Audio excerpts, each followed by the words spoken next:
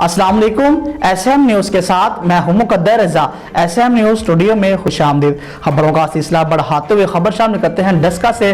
Pasrur road पर कोटली हाजीपुर के करीब मुसाफिर बस कार को बचाते हुए गंदे नाली में जा गिरी। हादसे के नतीजे में 2 खवातीन समेत 11 अफराद जख्मी हो गए। आपको बताते चले कि पसरूर रोड पर कोटली हाजीपुर के करीब मुसाफिर बस कार को बचाते हुए गंदे नाले में जा गिरी और हादसे के नतीजे में 2 खवातीन समेत 11 अफराद जख्मी हो गए।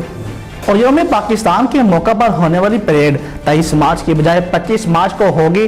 पाक फौज के शुबा ताल्लुकात आमा के मुताबिक 23 मार्च की पाकिस्तान डे परेड को रीशेड्यूल कर दिया गया है। ISPR के मुताबिक खराब मौसम और बारिशों के बायस यौम पाकिस्तान की परेड 25 मार्च को होगी।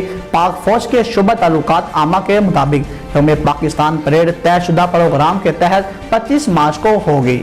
और नाज़रीन, अगर बात की जाए मौसम के हवाले से तो पूरे मुल्क भर में कहीं हल्की तो कहीं मूसलाधार बारिश के बाद नशीबी इलाके ज़ेरे आब आ गए।